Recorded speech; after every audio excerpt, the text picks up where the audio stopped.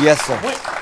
You really didn't grow up in a Christian home either. Tell me about that. No, I was probably 28 when I came to know Christ, so it's difficult because you're always had in the back of your head all the experiences, all the bad things that happen, and many people sometimes go, you know what a blessing that you came to Christ, and you were that old. No. The blessing is for many people is who grew up in a Christian home that God has protected them from all that. That's right. But I'm not saying, I'm using every experience that I went through as an ignorant non-believer to understand and to relate to people what they're going through now. And it's just, it's just wonderful. I was 28, gave my life to Christ, and never backslidden, I think because of that. I've already seen what the Word can offer, and it doesn't appeal to me. And it made sense. Are you ready to make us laugh? I'm always ready. All right.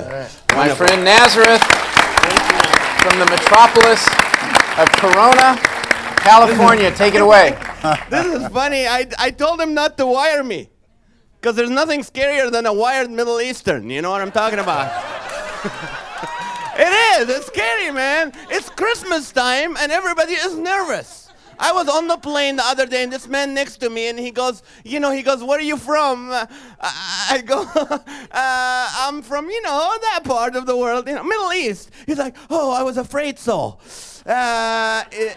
Is your allegiance to this country? I go, yeah, I want to die here. Oh, no, what you thinking, man? People are nervous. I mean, I used to witness to people on the plane. Not anymore. Do you want someone like me to tell you how to meet your God on an airplane? But it's Christmas and people are nervous. Terrorism have changed everything, even Christmas. I went to a Christmas play the other day. They had nativity scene, and then the Magi came from the east, and they had to go through the metal detector and take their shoes off, and the gifts to Jesus has to be unwrapped, and the myrrh has to go through the 3-ounce and the plastic bag. Joseph was not even in the play. Racial profiling. He had to shave and take his head thing off. But it's wonderful because you know what? I was born in Israel. I grew up in a Muslim country, both kosher. When we were teenagers, we'll do the wrong thing. We'd go and smoke ham. I'm serious. We'll hide, me and my friends, get the skillet going, get some game. Hey, turn the curtains down, light a cigarette or something. People can smell us there. But Christmas is a hard time for a lot of people, especially singles, man. Singles, it's a hard time for singles. And you always ask singles, what do you look for in a husband, ladies? They always come up with someone who's honest and someone with a sense of humor. No, you need a man with a job. Yes. There's nothing funny about your husband coming home, honey. I got to be honest with you. I didn't have time to apply for a job today. But I got a joke for you. I got a criteria. Single people who are ready to get married, listen to me right now. I'm going to help your marriage. Number 1, get Jesus in the middle of the marriage. That's the main thing. Number 2, 3 days before the wedding, don't shave, don't take a shower. Follow me on that. And when you go to that ceremony and you stand before each other in your pajamas, and that pastor or priest say, repeat after me, go, no, I'm not repeating after you. I'm the one getting married. I'm going to make up my own words. If you listen to me and you love me and you're not lazy, I'll love you till death do us part. And then he goes, okay, if you stop nagging and you love me, I'll love you till death do us part. And then when they say for sickness and health, no, show me some medical records. For richer or poorer, I want to see a credit report. And once you do that and you say, I do, get Verizon Wireless to write the marriage contract. Because you can never get out of it. But what do I know about marriage? I had an arranged marriage. She arranged the wedding, the flowers, the banquet, everything. But I like TBN because last time I was here, we came home, and then my wife comes to my office, and she goes, I'm pregnant.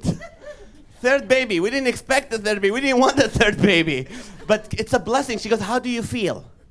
I go, I feel like someone who just won the lottery. And in his way to pick up the money, he crashes into a police car. And they find drugs and weapons in the back seat. See, because my wife had a C-section. This is our third C-section. Have you seen a C-section before? Those surgeons, after 15 years of school, they're ready to cut open anyone. So she was laying there, and they put a curtain in there, and they're cutting her open, and the guy's pulling I'm like, are you aware where you took this from? And he drops an organ. She goes, is this my heart? I said, no, you'll hear if your heart drops. And he pulled it out. He's too good to bend down. He pulled it out and shoved it back in. And she goes, I can't see anything. I go, yeah, because you're in the C-section. Next time we'll get a balcony. You can see everything. Merry Christmas, everybody, and God bless you. Thank you.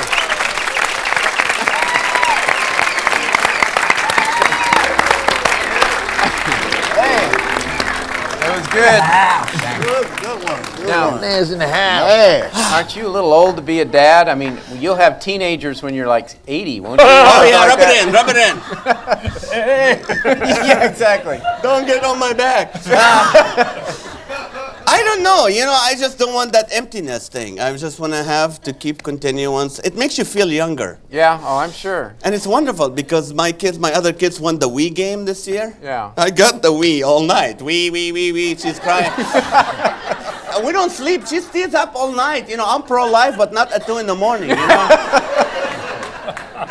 But she's good. We called her Tally Joy. Tally Joy. Because Taliban was taken. Well, God has blessed you. Amen. Yeah, I'm blessed. Amen. Yeah. You know what? We need to pray. Yes. For Nazareth. Yes. Every night. No. Last time you prayed, I had a third child. We don't want to pray. Maybe we'll stop praying. I hear you.